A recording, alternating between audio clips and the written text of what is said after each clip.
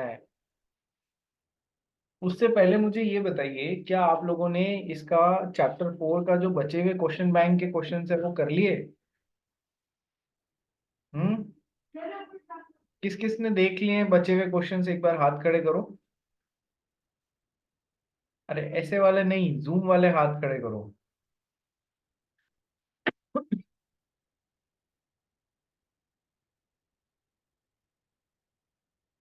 Karan Pariya and 4 others. ठीक है। तो मीट काय को नहीं देख पाया? सर वो इकोनॉमिक्स का टेस्ट है तो उसके लिए पढ़ना था। अच्छा, वेरी नाइस। चलो आ जाओ, क्वेश्चन नंबर 6 करते हैं। करण पारिया पढ़िए। Mohan, an industrialist, has been fighting a long-drawn litigation with Kamal, another industrialist. To support his legal campaign, Mohan enlists the services of Anil, a legal expert, stating that an amount of rupees 5 lakhs would be paid if Anil does not take up the brief of Kamal. Anil agrees, but at the end of the litigation, Mohan refuses to pay. Decide whether Anil can recover the amount promised by Mohan. देखो, सबसे पहली बात जो ये जो word है ना legal expert, इसको मैं, इस क्वेश्चन को मैं आपको 2 बार कराऊंगा। ठीक है। और एक सेकंड बार में मैं वर्ड लीगल एक्सपर्ट को चेंज कर दूंगा लीगल ऑफिसर से या जुडिशियल ऑफिसर से। ठीक है। ऑफिसर मेन आना चाहिए वहां पर। ठीक है, लीगल ऑफिसर या जुडिशियल ऑफिसर। ठीक है सर। तो पहले बार में लीगल एक्सपर्ट से अपन सॉल्व करते हैं इसको। बैकग्राउंड क्या है कि सर, मान लो पर्सन नंबर 1 और पर्सन नंबर 2 के बीच में कोई केस चल रहा है। इसके इन दोनों के बीच में कोई केस चल रहा है, लिटिगेशन चल रहा है। लिटिगेशन का मतलब आपस में कानूनी रूप से कोर्ट में केस चल रहा है और काफी टाइम से चल रहा है। तो अपने केस को मजबूत बनाने के लिए इसने क्या किया, मान लो कोई लीगल एक्सपर्ट थे, उनको बोला कि आप मेरा केस सुनिए, मतलब मेरे को सर्विसेज दीजिए अपनी। You give my your services to me, don't hear his case, and I pay you rupees 10 lakhs। देखो वापस पढ़ो, वर्डिंग्स बहुत इंपॉर्टेंट है। Mohan and industrialist has been fighting a long drawn litigation with Kamal. ठीक है, बहुत लंबे टाइम से केस चल रहा था। To support his legal campaign, Mohan enlists the services of Anil. Services of Anil यानी कि अनिल जी एक लीगल एक्सपर्ट थे, उनकी सर्विसेज ली। Stating that an amount of 5 lakh would be paid, कि 5 लाख रुपए पे किए जाएंगे if Anil does not take up the brief of Kamal. ठीक है। तो अपने लिए सर्विसेज ले रहा है और कमल को उसको सर्विसेज नहीं देनी है। Anil agrees, but at the end of litigation Mohan refuses to pay. Anil बोलता है ठीक है। At the end of litigation, Mohan refuses to pay. Decide whether Anil can recover the amount promised by Mohan. तो अब क्या वो अनिल रिकवर कर सकता है पैसा जो मोहन ने 5 लाख रुपए प्रॉमिस किए? इसका पहला एंगल ये है कि आप जब किसी के साथ में सर्विस कॉन्ट्रैक्ट बनाते हैं, वैसे तो एज पर article 19(1)(g of the Constitution of India, the agreements which are in restraint of trade, commerce, business, profession, they are void agreements। ऐसा एग्रीमेंट जो किसी को भी काम धंधा करने से रोक रहा हो, वो void एग्रीमेंट होता है।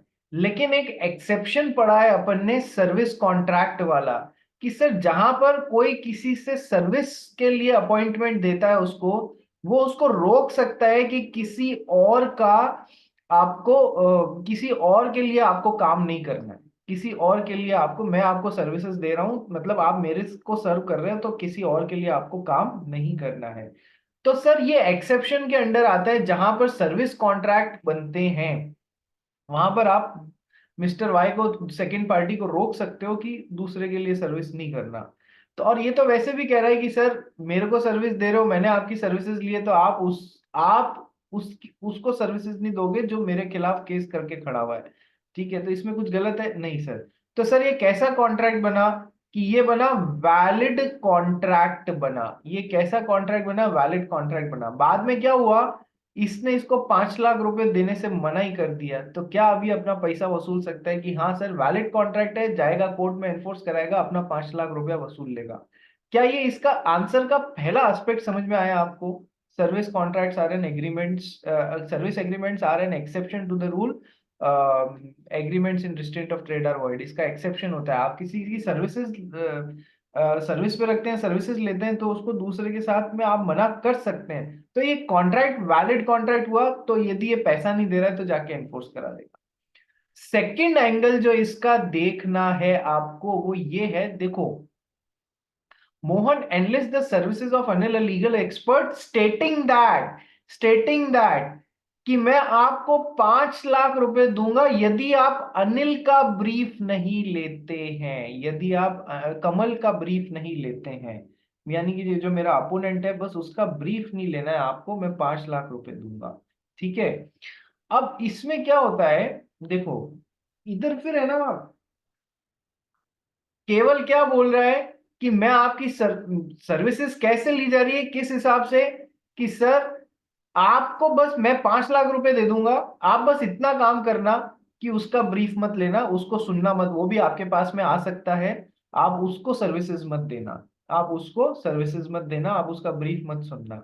मतलब मैं सर्विस बस इतनी ही ले रहा हूं आपकी कि आप उसकी बात मत सुनना, आप उसका वकील बनने से मना कर देना, वगैरह वगैरह जो भी है। ठीक है, तो अब क्या यहां पर कोई सर्विसेज एक्चुअल में ली जा रही है? नहीं सर। क्या यहां पर कोई सर्विसेज एक्चुअल में ली जा रही है? नहीं सर। तो फिर ये कैसा एग्रीमेंट बनेगा? Agreement in restraint of trade बनेगा, agreement in restraint of trade बनेगा। यानी कि ये कैसा एग्रीमेंट बनेगा सर? वॉइड एग्रीमेंट बनेगा। वॉइड एग्रीमेंट बनेगा तो सर अब उसने उसका ब्रीफ नहीं सुना, लेकिन बाद में इसने 5 लाख रुपया जैसा कि वादा किया था कि आप उसका ब्रीफ नहीं लोगे तो मैं आपको 5 लाख रुपया दूंगा, वो देने से मना कर दिया। सर वॉइड, अब ये क्या करेगा लीगल एक्सपर्ट? काय का लीगल एक्सपर्ट? वॉइड एग्रीमेंट बनाया, ये खुद भी नहीं समझ पा रहा है, तो सर वॉइड एग्रीमेंट क्या कोर्ट में जाके एनफोर्स हो सकता है? नहीं हो सकता है। तो क्या ये 5 लाख रुपए अपने वसूल कर सकता है? नहीं कर सकता है। दोनों एंगल में फर्क समझ में आया? लैंग्वेज में कैसे पढ़ना है, कैसे इंटरप्रेट करना है, बोलो समझ में आया या नहीं आया? ठीक है, ये थोड़ी सी कंफ्यूजिंग लैंग्वेज है, इसीलिए मैंने आपको दोनों एंगल समझाए कि सर आप दोनों समझा सकते हो कि सर यदि सर्विसेज केवल इसलिए ली गई थी कि सामने वाले का, मतलब इसीलिए अपॉइंट किया गया था कि सामने वाले का ब्रीफ नहीं सुने, तब तो ये agreement in restraint of trade है। ठीक है, और वॉइड एग्रीमेंट है, वॉइड एग्रीमेंट कोई कोर्ट में जाके इन्फोर्स नहीं करा सकता, इसलिए वो 5 लाख रुपया अपना वसूल नहीं सकता। और यदि सर्विसेज लेते समय उसने मना किया था कि है ना आप दूसरे का ब्रीफ नहीं सुनोगे, मेरे लिए काम करोगे, तो फिर इसमें कोई प्रॉब्लम नहीं है, बिल्कुल वैलिड कॉन्ट्रैक्ट है। ठीक है, और फिर वो पैसा नहीं दे रहा है तो फिर बिल्कुल आप वो अपना पैसा वसूल सकता है। दोनों एंगल में फर्क समझ में आया? पहली सिचुएशन में जहां पर लीगल एक्सपर्ट की बात हो रही है, बोलो यस और नो? यस।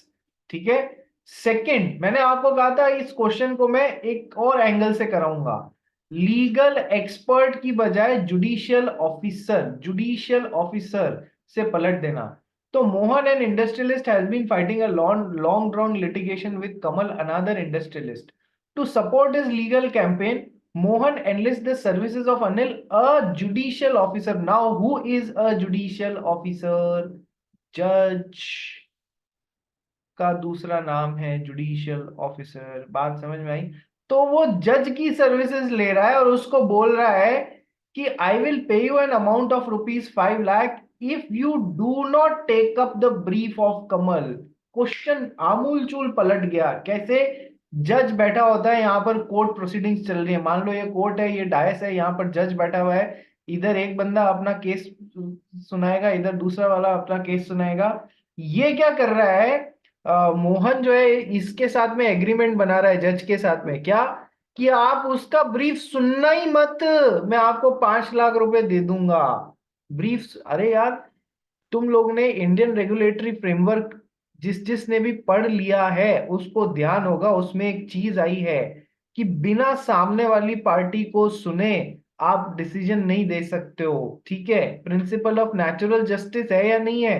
कि आपने हमको सुना ही नहीं, तो आप डिसीजन कैसे दे सकते हो? ये क्या कह रहा है मोहन, इसके साथ में एग्रीमेंट बना रहा है, आप उसका ब्रीफ ही मत सुनना, आप उसका ब्रीफ ही मत सुनना, तो मैं आपको 5 लाख रुपए दे दूंगा और डिसीजन ऐसे ही दे देना। अरे भैया, ये ऐसे नहीं चलेगा, ये वॉइड एग्रीमेंट है। क्यों? क्योंकि ये interference with the course of justice हो गया या नहीं हो गया?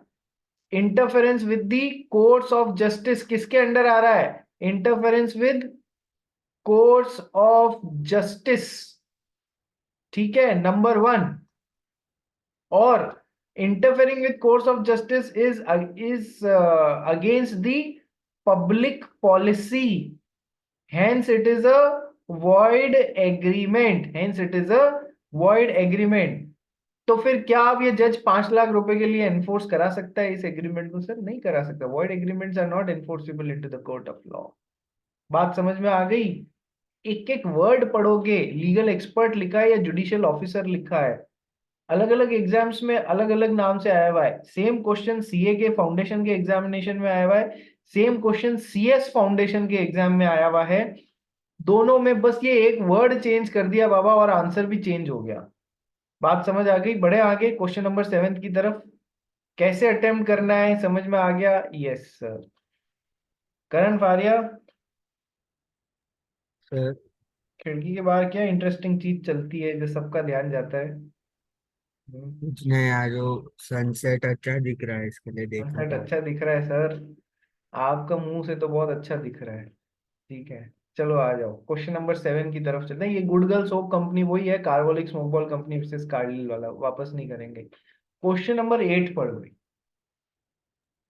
Ajit sees a book displayed in a shelf of a bookshop with a price tag of rupees 95. Ajit tenders rupees 95 at the counter and asks for the book. The bookseller refuses to sell, saying that the book has already been sold to someone else and he does not have another copy of that book in the stock.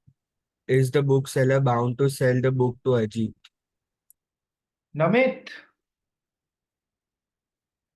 Yes sir. Answer बता इसका क्या होना चाहिए question number 8 का?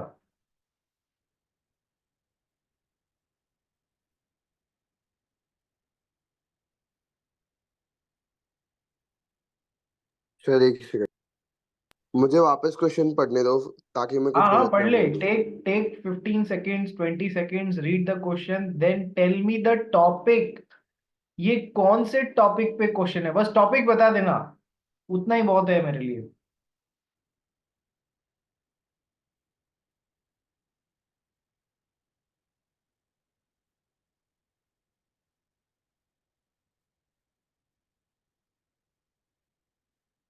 पूंजी madam, आप भी तैयार रहना, नमित नहीं बताएगा तो मैं आपसे पूछूंगा। सर इसमें उसने डिस्प्ले किया है, तो वो कॉन्ट्रैक्ट के लिए, वो मतलब वो कॉन्ट्रैक्ट के लिए वो तो रेडी है, तो डिस्प्ले क्यों कर रहा है अगर वो सोल्ड आउट हो चुका तो? अरे डिस्प्ले में बुक रखी थी, कोई और खरीद के ले गया, अभी खरीद खरीद लिया, अभी उसको बस निकाल के पैक करना बाकी है। जितना दूसरे जना आ गया और 95 रुपीज उसको दे दिया, बोला दे दे बुक, ये 95 का टैग लगा हुआ है जिसपे। बोला सर मैं नहीं बेच नहीं सकता, मैंने ऑलरेडी बेच दिया है। ठीक है, बस हटा के पैक करके देना बाकी था। तो सर वो पहले के बीच में, वो दोनों के बीच में कॉन्ट्रैक्ट हो ही चुका है ना कि बुक बेच दिया है ना उसने, तो हम्म। अभी तो बुक है ही नहीं ना। हाँ तो बुक नहीं है तो? अच्छा तो चल, ये मान ले 95 रुपीज का प्राइस टैग लगा हुआ बुक यहाँ पर अभी भी है। तू जाता है और उसको बोलता है, ये किसी को बेचा नहीं है उसने, ठीक है। अब तू जाता है बुक स्टोर ओनर को बोलता है ये पकड़ 95 रुपीज, ये बुक मेरे को दे दे, ठीक है। वो कहता है नहीं सर नहीं बेच सकता। तो बोला अरे फिर लगाई क्यों? बोला नहीं बेच सकता सर, कारण बताना जरूरी नहीं है मेरे को, मैं नहीं बेचूंगा आपको, ठीक है। अब तू उसे फोर्स कर सकता है क्या कि ये बुक मेरे को दो? टॉपिक बता, चैप्टर का नाम बता दे, चल टॉपिक भी मैं बता, चैप्टर का नाम बता दे। Invitation to offer. चैप्टर का नाम तो है ऑफर एंड एक्सेप्टेंस, और टॉपिक का नाम है इनविटेशन टू ऑफर। किसने बताया तेरे को, ये भी बता दे। सर किसने भी नहीं। सर मैं नोट्स में जाके देखा, मुझे याद नहीं था अच्छी तरह। नोट्स में जाके देखा, क्यों याद नहीं था? इतना बेसिक सा है। Display of goods with a price tag on it is not an offer, rather it is an example of invitation to offer. Yes. Hmm. Yes तो what is an, how an offer is different from an invitation to offer, Namit? Sir. Offer offer display देखो, invitation to offer में ये होता है कि आप कुछ चीज आप सामने वाले को इनवाइट करे हो, और फिर उसके तरफ से रहेगा एक्सेप्टेंस, उसके तरफ से रहेगा। हम्म। और ऑफर में आप नहीं, इनविटेशन टू ऑफर में हम लोग के तरफ पे एक्सेप्टेंस होता है, और इनविटेशन, और हम लोग जब ऑफर देते तो सामने वाले के पास एक्सेप्टेंस का अथॉरिटी रहता है। हम्म। इनविटेशन टू ऑफर का एक एग्जांपल और दे मेरे को। सर मतलब आपने तो कपड़े वाला एग्जांपल दिया था, जैसे हम लोग हाँ, नहीं कोई नहीं, लोग। इनविटेशन टू ऑफर में पहली बार display of goods with a price tag on it is an example of invitation to offer. 6 examples बताए मैंने, एक और बता दे बस। सर एक सेकंड याद करने दो। नोट्स में खोल के देख लेना। हाँ सर, ढूंढने दो, एक सेकंड। नमित, मैं क्या कहना चाह रहा हूँ समझ। यदि पुराना रिवाइज नहीं हुआ है या ध्यान नहीं गया उस तरफ, तो पाटिया साफ हो जाएगा। बस मैं पाटिया, स्लेट स्लेट को बोलते हैं पाटिया, साफ हो जाएगा वो। साफ हो जाएगा तो अपनी मेहनत बेकार हो जाएगी। पुराना उठा उठा के 10-10 मिनट रिवाइज करते रहो सब जने। ये क्वेश्चन इधर का नहीं था, ये question chapter number 2 offer and acceptance का था। हम कौन सा कर रहे हैं? Chapter number 4। ठीक है, ये क्वेश्चन चैप्टर नंबर 2 का था। याद आना चाहिए। अरे sir, display of goods with price tag is an example of invitation to offer, not an offer. इसलिए ऑफर मिलता तो मैं 95 रुपए, 95 रुपीज फेंक के बोलता एक्सेप्टेड, तो कॉन्ट्रैक्ट बन जाता, उसको बुक देनी पड़ती। लेकिन उसने इनविटेशन टू ऑफर दिया, तो मैं ऑफर दे रहा हूँ 95 रुपीज में बुक दे दे, तो वो ऑफर को एक्सेप्ट या रिजेक्ट कर सकता है। अपन इसको बाइंड नहीं कर सकते। समझाना इस तरीके से रहेगा। क्वेश्चन नंबर 9 पे चल भाई। मीत, नमित, जो भी अपना वीडियो ऑन कर सकते हैं वो जरूर कीजिए। Question number 9। X offered to sell his land to N for rupees 28,000. N replied purporting to accept the offer and endorsed a check for rupees 8,000.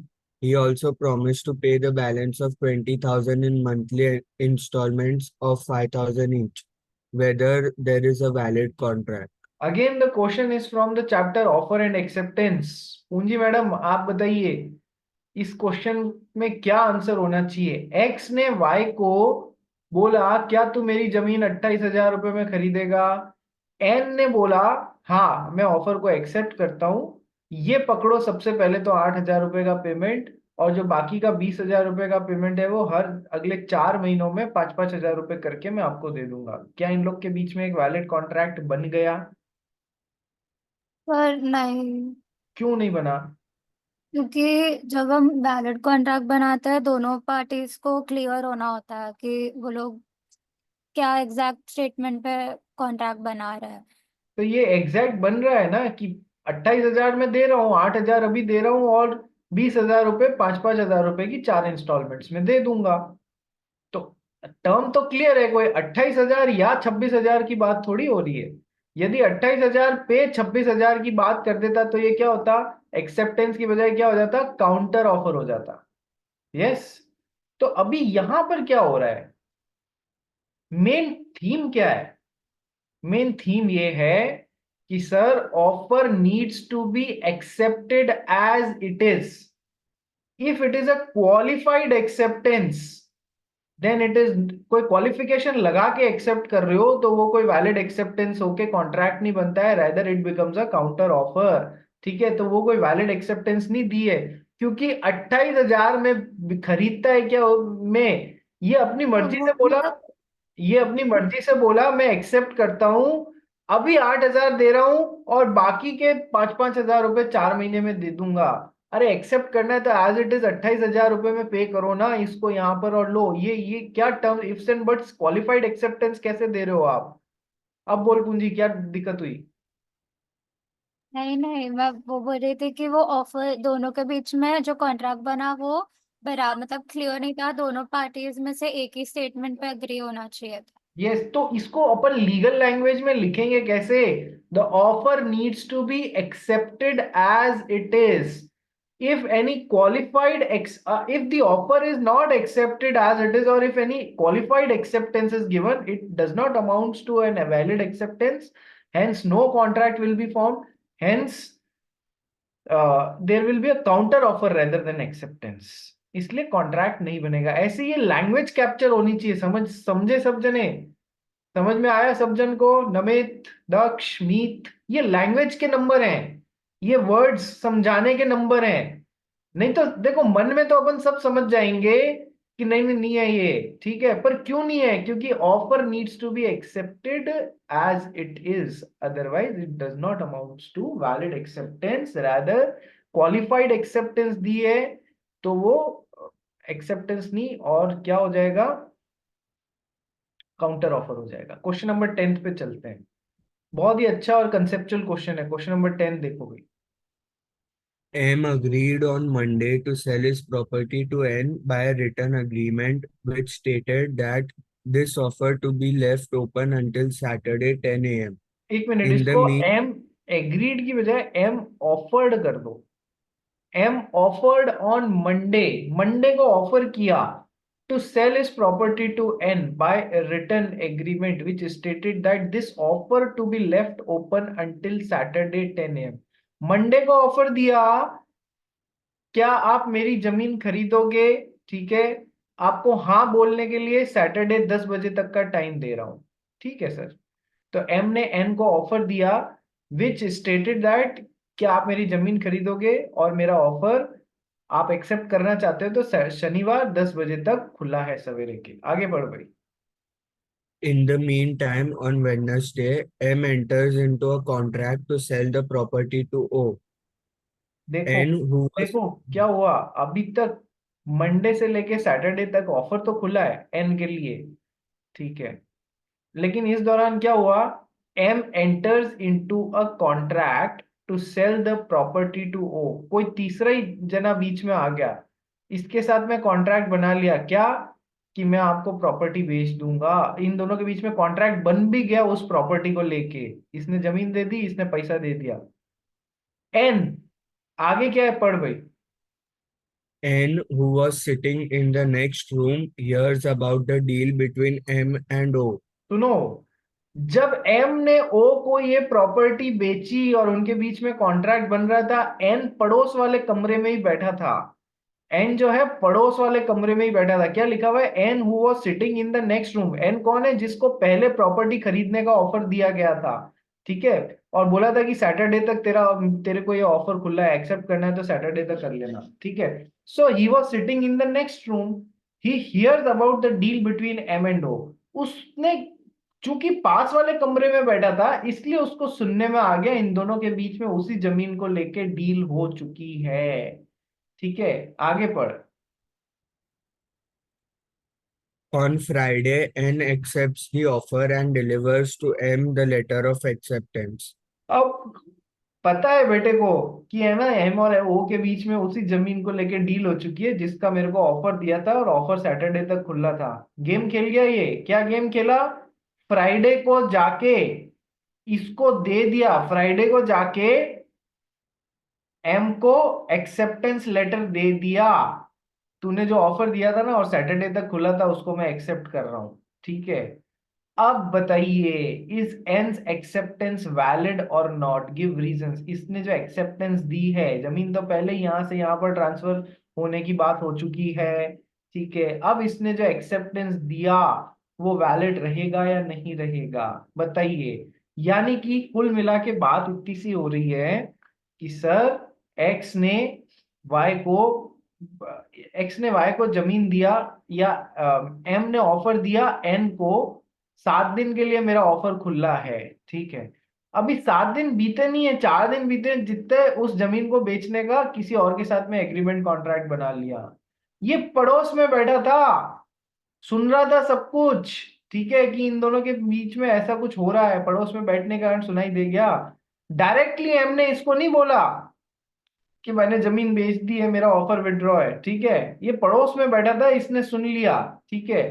Friday को जाके एक्सेप्टेंस लेटर दे के आ गया यहाँ पर, ठीक है। अब बोलिए जी, क्या इसकी एक्सेप्टेंस एन की वैलिड है? कौन सा चैप्टर है सर? ऑफर एंड एक्सेप्टेंस, ठीक है। पूंजी बोल। तो इसका वैलिड होगा ना, क्योंकि उसने वो टाइम लिमिट के पहले ही दे दिया वैसा। अच्छा, इसको ऑफर एंड एक्सेप्टेंस में टॉपिक है revocation of offer and acceptance में रिवोकेशन ऑफ एक्सेप्टेंस। आप सॉरी, रिवोकेशन ऑफ ऑफर। आप मिस्टर एम को अपना ऑफर रिवोक करना है, मिस्टर एम को अपना ऑफर रिवोक करना है, तो क्या इनको रिवोकेशन की जानकारी यहां तक पहुंचानी नहीं पड़ेगी? बोलो यस और नो, कि मैं अपना ऑफर रिवोक कर रहा हूं। यस। यदि सही चैनल से इनको ऑफर के रिवोकेशन की जानकारी नहीं मिलती है, तो क्या वो जानकारी मिली हुई मानी जाएगी? कोई और मार्केट में आके बोल देवे, या कहीं और से पता पड़े कि यार वो जमीन तो बिक गई है तो ऑफर रिवोक हो जाएगा? नहीं, इसी को आदमी ने ऑफर दिया था, इसी को रिवोकेशन देना पड़ेगा। ये जब पास में बैठ के सुन लिया, इससे कोई ऑफर रिवोक नहीं हो जाता है, ठीक है। प्रॉपर चैनल से तो रिवोकेशन की इंफॉर्मेशन आई नहीं, तो इसी को अपने ऑफर के रिवोकेशन की इंफॉर्मेशन यहां तक भेजनी थी, ठीक है। क्या इसने भेजी? नहीं भेजी। इसने जैसे ही एक्सेप्टेंस लेटर यहां पर दिया, इसका मतलब है कि सर अब ऑफर वैसे भी रिवोक नहीं किया जा सकता। सर, यदि इसको यहाँ बेचना था तो पहले ऑफर रिवोक कर देता और फिर यहाँ बेचता, तो कोई दिक्कत नहीं थी। यहाँ बेचा, इसको तो प्रॉपर चैनल से इंफॉर्मेशन मिली नहीं। रिवोकेशन ऑफ ऑफर कब तक किया जा सकता है? जब तक इसके खुद के लिए एक्सेप्टेंस पूरी नहीं हो, तब तक किया जा सकता है। जैसे इसने एक्सेप्टेंस लेटर यहाँ दे दिया, इसके लिए तो एक्सेप्टेंस पूरी हो गई। जब इसके लिए एक्सेप्टेंस पूरी हो गई तो कॉन्ट्रैक्ट बन गया, क्योंकि ऑफर इसके लिए तो अभी तक जिंदा था, उसको रिवोक नहीं किया गया था, ठीक है। और इन दोनों के बीच का कॉन्ट्रैक्ट फाइनल हुआ हुआ माना जाएगा, सिंपली बिकॉज ये पास के कमरे में बैठा था और इसने जानकारी सुन ली। Would not amount to revocation of offer, it should come through a proper channel, ठीक है। बात समझ में आ गई? Got the point? Got the importance of question? ऐसे क्वेश्चंस यदि आ जाए एग्जाम में, तो अब तुम लोग क्लियरली उसको आंसर करने चाहिए। Question number 11, is N's acceptance valid? Yes, his acceptance is valid and would amount to valid contract because of these reasons, ठीक है भाई। क्वेश्चन नंबर 11 पे आ जाओ। A appoints M, a minor, as his agent to sell his watch for cash at a price not less than 700. M sells it to D for 350 rupees. Is the sale valid? Explain the legal position of M and D under the Contract Act 1872. Minor के उस पे से question है, अपन ने जो पढ़ा था ना कैपेसिटी टू कॉन्ट्रैक्ट, उस पे से क्वेश्चन है। माइनर को अपॉइंट किया गया एज एन एजेंट। सबसे पहली बात, क्या माइनर कॉन्ट्रैक्ट बनाने की काबिलियत रखते हैं? नहीं sir, minors are incompetent to contract. Daksh Agarwal, case का नाम बता। Minors are incompetent to contract. Sir Mohori Bibi versus Dharmodas Ghosh. ठीक है, मोहरी बीबी वर्सेस धर्मदास घोष। तो एग्जाम में पहली लाइन क्या आनी चाहिए? Minors are incompetent to contract, bracket Mohori Bibi versus Dharmodas Ghosh. अब आगे बोल, क्या बोलना चाह रहा है? सर इसमें यही बोलना चाह रहा हूँ कि you can't enter into a contract with minor, so आप माइनर को एज एन एजेंट भी अपॉइंट नहीं कर सकते। सो अगर माइनर एज एन एजेंट कुछ गलती करता है which is not instructed by the one who appointed him as an agent, तो उसके ऊपर कुछ उसको लीगली कुछ कर नहीं पाएगा। बाकी सारी बातें तो सही बोली, लेकिन एक जगह गड़बड़ कर गया तू दक्ष अग्रवाल। क्या? Minor agreements made with minors are void ab initio? Yes, Mohori Bibi versus Dharmodas Ghosh. But I made you to read 15 details about minor. उसमें एक पॉइंट था, minor can be appointed as an agent. तू बोल रहा है can not be appointed as an agent. मैं कह रहा हूं छूट दी गई है, आप माइनर को एजेंट जैसे अपॉइंट कर सकते हो। Minors can be appointed as an agent, ठीक है। फर्क इतना ही है, यदि मिस्टर एक्स ने एक मेजर आदमी को एजेंट जैसे अपॉइंट किया और एक माइनर आदमी को एजेंट जैसे अपॉइंट किया, तो फर्क इतना ही है, मेजर आदमी ने अपनी पावर के बाहर जाके कोई काम कर दिया, तो उसके लिए मिस्टर एक्स बाइंड तो होंगे, लेकिन उसका जो लॉस हुआ है वो किससे वसूल सकते हैं? इस मेजर एजेंट को इसके लिए रिस्पॉन्सिबल बना सकते हैं। कैसे?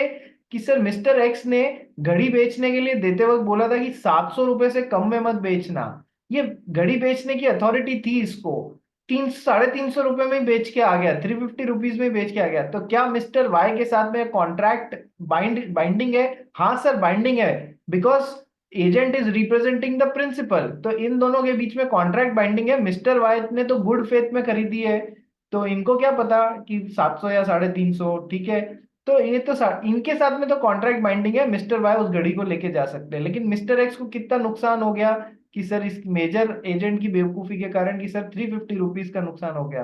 तो सर ये किससे वसूल सकते हैं? मेजर एजेंट से वसूल सकते हैं, क्योंकि उसने अपनी अथॉरिटी के बाहर जाके काम कर लिया, जिससे प्रिंसिपल को नुकसान हो गया। कॉन्ट्रैक्ट तो बाइंडिंग रहेगा मिस्टर वाई के साथ में, ये बात ध्यान रखना। ये डिटेल कहाँ पढ़ेंगे अपन? सर अपने को जब स्पेशल कॉन्ट्रैक्ट्स पढ़ने होंगे ना, तब अपन उसमें एक एजेंसी का कॉन्ट्रैक्ट पढ़ेंगे, वहां ये सारी डिटेल्स मिलेगी आपको। अभी माइनर का एंगल देखना है। सर यदि किसी मिस्टर एक्स ने माइनर को अपना एजेंट अपॉइंट कर दिया, sir minor can be appointed as an agent, ये पहली बात तो अपन ने पढ़ ली। दूसरी बात सर, लेकिन यदि माइनर अपनी अथॉरिटी के बाहर जाके कोई काम करता है, तो उससे ये बाइंड तो होने लग जाएंगे, लेकिन ये बदले में इसको रेस्पॉन्सिबल भी नहीं बना पाएंगे, ठीक है। यानी कि जो 350 रुपए का नुकसान हुआ इसकी बेवकूफी के कारण, वो इससे वसूल भी नहीं पाएंगे। अभी यहां पर पॉइंट ये वाला था इस क्वेश्चन में, वापस पढ़ लो। A appoints M a minor as his agent to sell his watch for cash at a price not less than 700. M sells it to D for 350. Is the sale valid? Yes, the sale is absolutely valid. Explain the legal position of M and D under Contract Act 1872. Sir, principal और minor D कहां से आ गया? M and अच्छा M and D, minor और जो purchaser है उसके बीच में क्या? तो माइनर किसको रिप्रेजेंट कर रहा है? कि माइनर तो सर प्रिंसिपल यानी कि सेलर को रिप्रेजेंट कर रहा है। सर ये उनको और जो थर्ड पार्टी है उनके बीच का कनेक्टिंग लिंक है। तो सर ये प्रिंसिपल के बिहाफ पे ये कॉन्ट्रैक्ट बना रहा है और प्रिंसिपल को बाइंड कर रहा है, बस इतना ही समझाना है आपको, ठीक है। फिर आपको ये भी बातें जो पहले बताई थी वो तो लिखनी है कि सर माइनर के साथ में एग्रीमेंट वॉइड एब इनिशियो होता है, मोरी बीबी versus Dharmodas Ghosh, but minor can be appointed as an agent. लेकिन माइनर ने कोई चीज अपनी अथॉरिटी के बाहर जाके कर ली है, उसके लिए माइनर को प्रिंसिपल रिस्पॉन्सिबल नहीं बना सकता। ये 3-4 बातें जो आनी चाहिए वो आनी चाहिए इसमें। समझ में आ गया सबको? क्वेश्चन नंबर 11 बोलिए यस और नो, बोलिए यस। क्वेश्चन नंबर 12 की तरफ चल रही। S applies to a banker for a loan when the money market is very stringent. Bankers think that the loan could be provided only at a very high rate of interest. S accepts to such high interest. Discuss whether undue influence exists in this case. Topic खुद ही बता दिया, pre consent का chapter, undue influence, undue influence, ठीक है। Nathan Ribeiro, market money market की condition बहुत stringent थी, liquidity थी नहीं, ठीक है। बैंकर को लोन के लिए अप्लाई किया, उसने साफ बोला सर लिक्विडिटी नहीं है, accept at a very high rate of interest I can not provide you. तो सर क्या अनड्यू इन्फ्लुएंस आया इसमें? नहीं आया ना। ये सेम क्वेश्चन अब व्हाट हैपेंड? सर नहीं आएगा अनड्यू इन्फ्लुएंस, क्योंकि ये ऑर्डिनरी कोर्स ऑफ बिजनेस में। ऑर्डिनरी, यस, ये लाइन आनी चाहिए, ऑर्डिनरी कोर्स ऑफ बिजनेस में हुआ है, अनड्यू इन्फ्लुएंस नहीं हुआ है। जो पार्टी एक तो सेम लिंक पे रिजॉइन कर लेना, जो पार्टी डोमिनेटिंग पोजीशन में थी उसने अपने डोमिनेटिंग पोजीशन का फायदा नहीं उठाया वीकर पोजीशन पे, ठीक है। वो मार्केट फोर्सेस के कारण ज्यादा रेट ऑफ इंटरेस्ट आप लोगों से चार्ज कर रहा है, ठीक है। इसलिए कोई अनड्यू इन्फ्लुएंस नहीं है, ठीक है। सेम लिंक पे रिजॉइन करो।